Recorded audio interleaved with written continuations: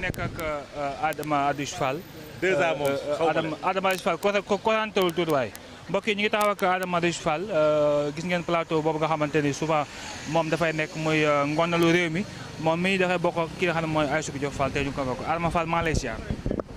waaw maa ngi leen di fay di leen jox seen wàccuwaay di am mbégte ñëw fii waxtaan ak askanu Sénégal apporter notre solidarité et mon soutien à ma petite sœur d'abord parce que balaa muy nekk ki may liggéeyandal sama rakk la di sama xarit apporter ko mon soutien andil ko taxawu ba ca war bi nga xam ni moom la mag di taxawu rakkam parce que damaa tëj sama bureau daw si ñëw parce que ku mu daloon rek ku ne nga ñëw taxawu sa rak loolu mooy taxawaayu mag ci rakkam Aïssatou di sama rak su nekkee lii da ko dal ñu convoqué ko mais du lu graaw parce que nit ñi dañoo comprendre il faut ñu apporter ko soutien xam ni day génnaat ñibbi këram.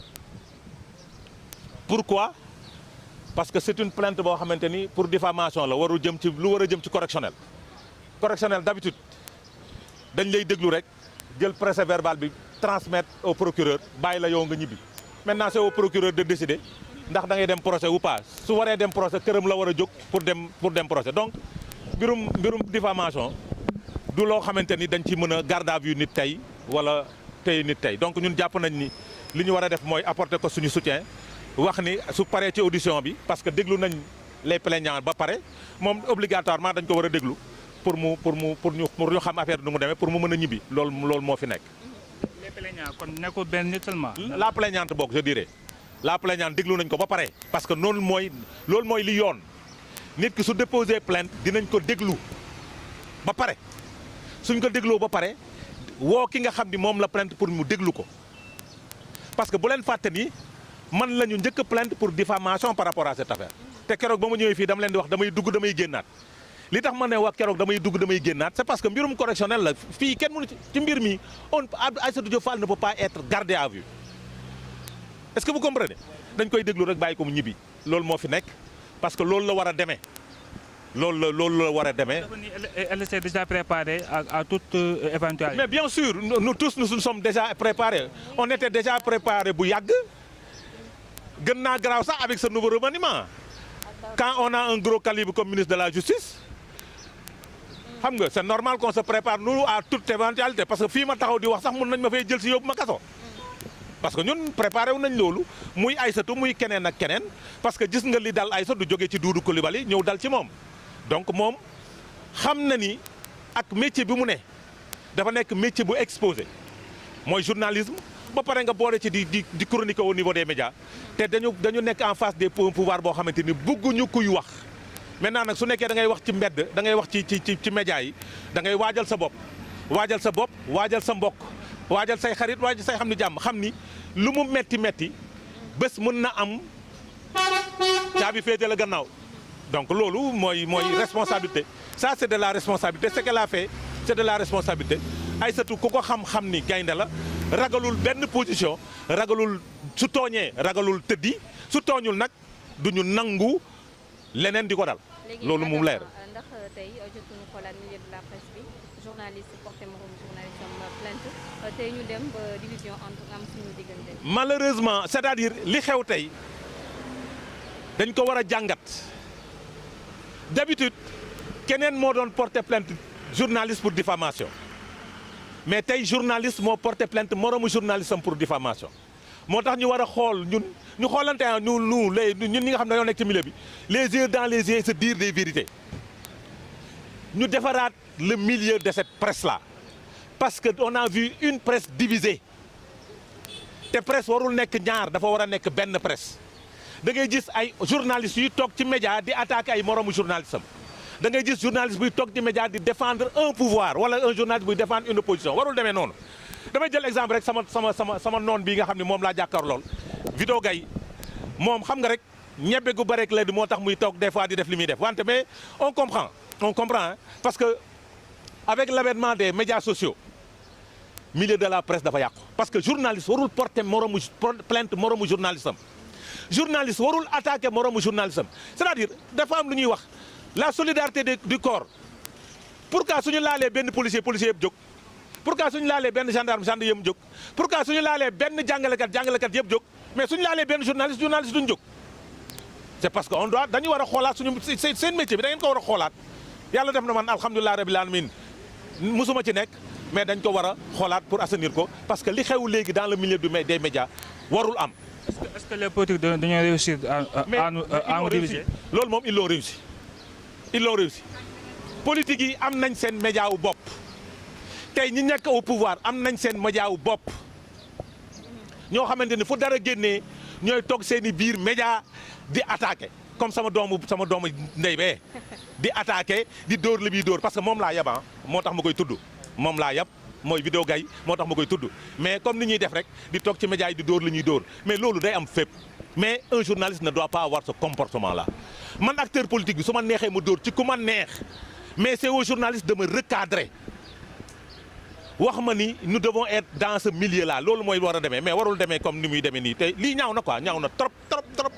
la presse yi gisaguñ fi kenn c'est-à-dire xam nga au-delà des doyens de la presse aujourd'hui ñi nekk ci presse ñoo waroon dajale fii yéeg cybercriminalité woo Coro Mandela woo Aïssatou Diop Fall toog waxante dëgg seen biir arrêté lii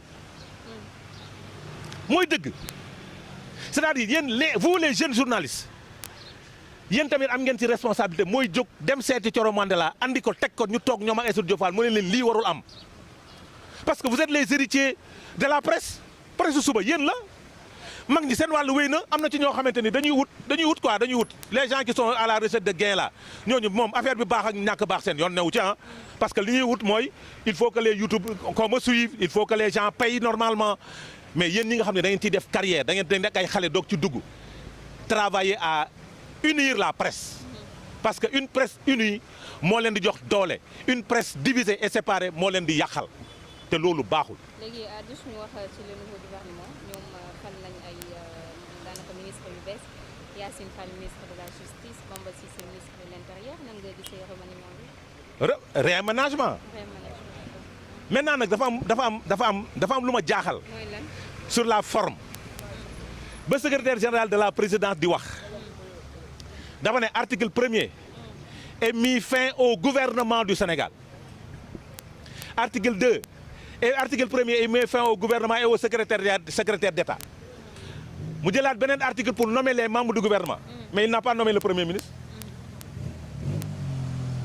seetlu ngeen décret bu nommé premier ministre on a dit article 1er est mis fin au gouvernement nit ñi déglu ñoolu de mais on n'a pas vu un article nommant le premier ministre on n'a pas vu un article nommant les secrétaires d'État excepté madame la secrétaire d'État porte-parole du gouvernement seetlu leen loolu seetlu leen ko yéen ñi ñëpp ay journalistes seen gas leen nga xool loolu c'est sur la forme maintenant sur le fond xam nga lu fi ne parti État s'installe le parti État s'installe waaw Ousmane Sonko li mu bëggoon rappelez-vous de sa communication ba muy nekk conseil national dafa ne réew mi dafa am problème bu d'autorité suñu mënul gouverner ñu bàyyi ma mu gouverner léegi kan mooy gouverner moo fal gouvernement bi ay nit ma ci ne parti État ay waa Pastef ñoo ci ëpp ci biir parti bi mooy benn. Troisième chose ñi ngi doog a gis dans l'histoire de ce pays là ou bien dans l'histoire mondiale un homme politique qui nomme son propre avocat ministre de la République du Sénégal mi ngi doog a am ci àdduna bi wër na këpp donc soo ci jëlee loolu nag nga jàngat ci leen mooy nous allons tout droit vers la judiciarisation du pouvoir du mandat ça c'est la première chose. Deuxième chose, on tend vers les répressions énormes avec la nomination de Bamba Cissé, avec la nomination de gros calibre, on tend tout droit vers la judiciarisation. Bamba Cissé vers la répression. Troisième chose, avec le maintien de Abdourahmane Sarr et de Cheikh Diba, on va vers la fiscalisation du mandat.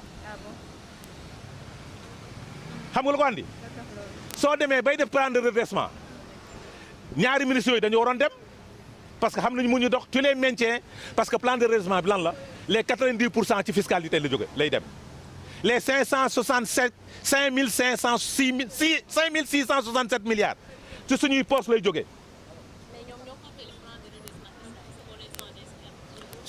Le plan de redressement n'est pas le plan de redressement fiscal. Déedéet.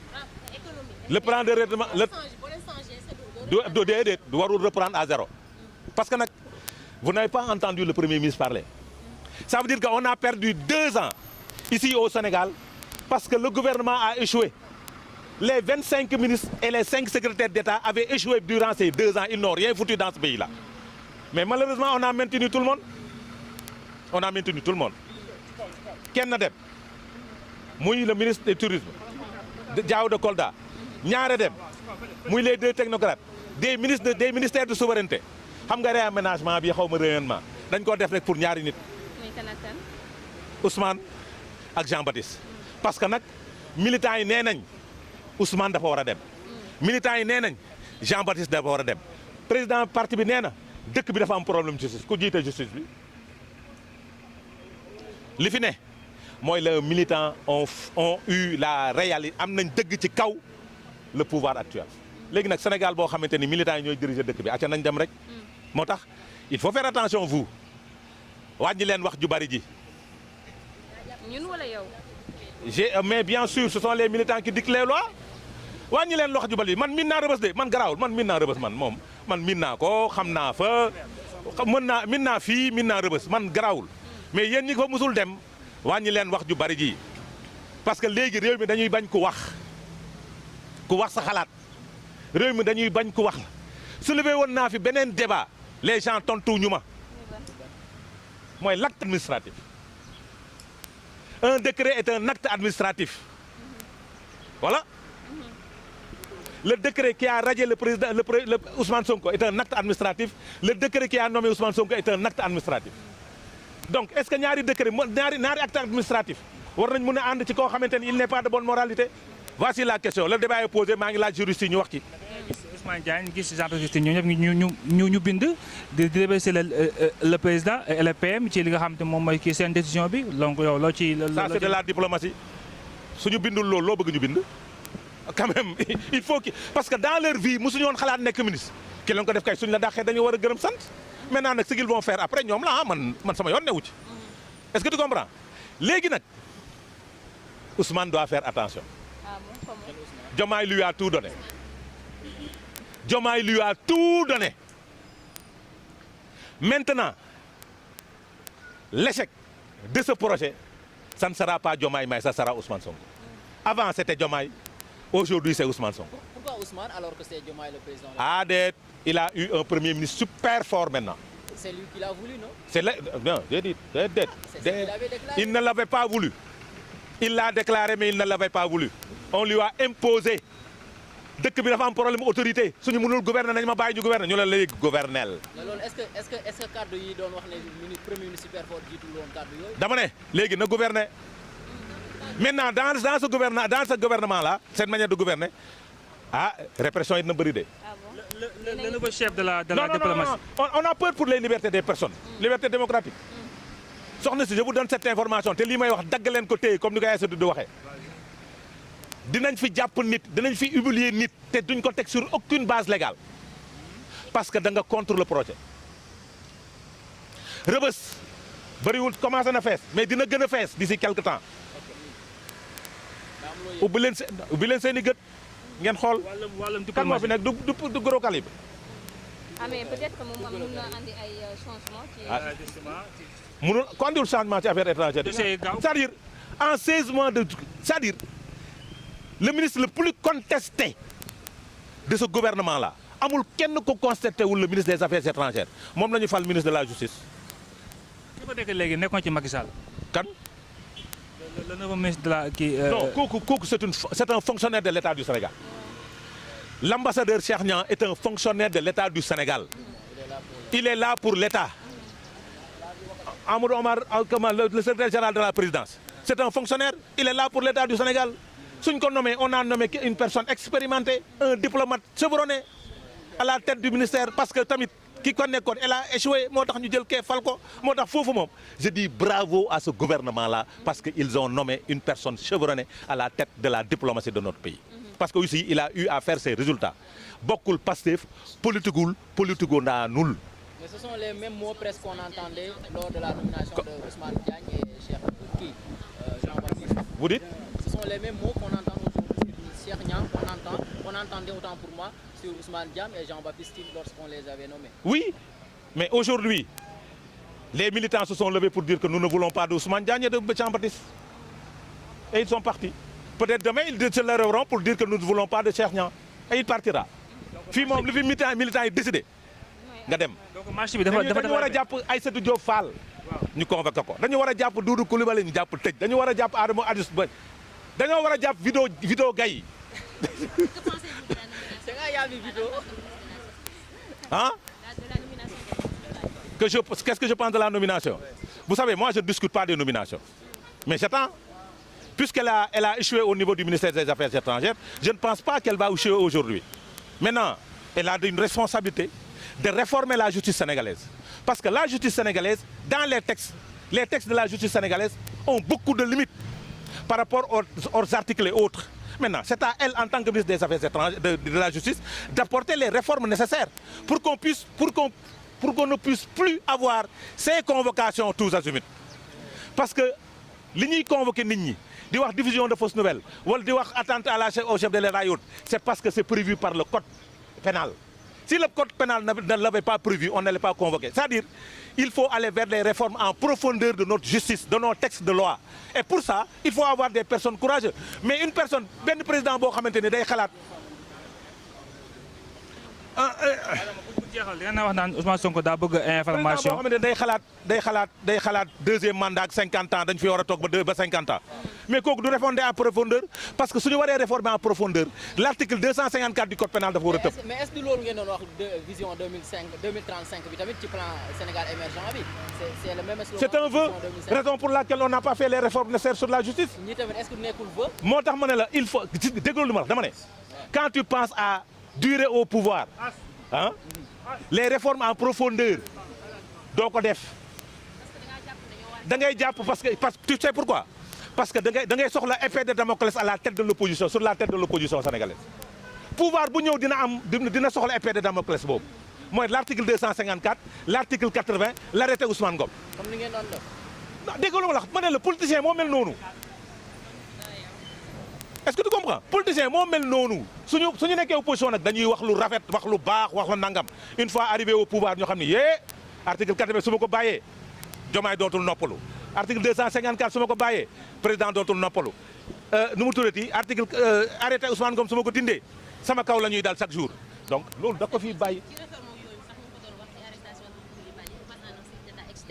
que dañ kaa war a changer. mais ça yooyu loolu tax ma ne la y a de ces articles et lois de ces textes de loi qui méritent d'être réformés si on les réforme di ngeen gëj cybercriminalité bés bu ñu réformer les textes journalistes yi dinañ tal leneen lu dul à la recherche du buzz et de la convocation parce que on va tout droit vers le professionnalisme du milieu de la presse te li koy mbaral mooy aller en profondeur vers les réformes gis nga dëkk bu jóg man su ma nekkoon ñoom ma conseillé leen mandat bi ci réforme lañ ko war a def les réformes en profondeur réformer la justice réformer la fonction publique réformer l'éducation nationale aller en profondeur. donc bu ñu waree réformer tout est-ce que lépp baaxoon na tamit est-ce que kon dara lu baaxoon on a de nos textes qui datent de 1965 ñoom a mag foofu téeméeri junni yoon ces textes sont dépassés il faut mettre à jour les textes. Depuis quand ils sont dépassés? Non, c'est-à-dire l'objectif, l'affaire c'est pas depuis quand. Mais c'est des textes qui sont là et qui sont caducs. Mais il faut avoir, puisqu'ils sont des jeunes, ils doivent avoir le courage de faire ces réformes-là. Non, le yéen, c'est pas important. Xam nga lu am importance. J'ai dit, déglu baax li ma. Il faut avoir le courage d'aller en profondeur vers ces réformes. Macky Sall a fait les réformes yi mu soxla. ah yi mu soxla mais yi mu soxla. yu askan wi soxla woon. moom laa wax dama ne askan bi soxlul benn réforme askan bi soxlul benn réforme parce que article yi du dal ci askan bi ci homme politique yi lay dal. mais homme politique ci askan wi lañ ko. déglu baax li ma la wax dama ne épée de Damoclès la bu nekk ci bopp askan bi ci bopp homme politique bi arrêté Ousmane Ngom épée la fii dialogue national bi est-ce que xam ngeen dialogue national ba ñu ñëwee ne article arrêté bi day deñ waa Pastef ñoo doon tëb ci biir salle bi arrêté bi du deñ te pourtant ñoo doon wax ne arrêté bi day deñ damay ànd ak ñoom damay ànd ak ñoom ci position boobu parce que un pouvoir a besoin d'articles de textes de loi qui le protègent puisque nous ne sommes pas dans une démocratie mature, des populations qui comprennent beaucoup de choses. Peut-être ils se disent qu'ils ne peuvent pas supprimer l'article 80, ils ne peuvent pas supprimer l'article 80, l'article 244. Mais si nous supprimons, non, Sénégalais, on va entrer tout droit vers une démocratie. Mais ni, démocratie amagul. Le PM a besoin d'informations sur le ministre de souveraineté. Moi, je veux faire qui a été Bamba Cissé ak Yacine Fall. Ndax loolu dang koy deugal. Xam nga man li son problème. Sama xel la tay de. L'avocat est devenu le ministre de l'Intérieur, le premier policier. Les renseignements généraux ci mom lay joggé. Sama xel day tay. Bala muy yobul kilifa gu mag gi kay mu yobul benen kilifa gi rek. C'est important. L'affaire de Rabadale kon ba do ko digenti. On tend vers ça. Je vais vous dagalen bi téye. On tend vers quoi? On tend vers la modification du code électoral. Li tax loolu nag suñ ko defee après dinaa leen ko wax. Référendum nga wax. J'ai dit on tend vers un référendum pour modifier la constitution du Sénégal, pour la mise en place d'une cour constitutionnelle. On tend vers les réformes du code électoral. Mais nag li ñu fàtte mooy la loi n'est pas rétro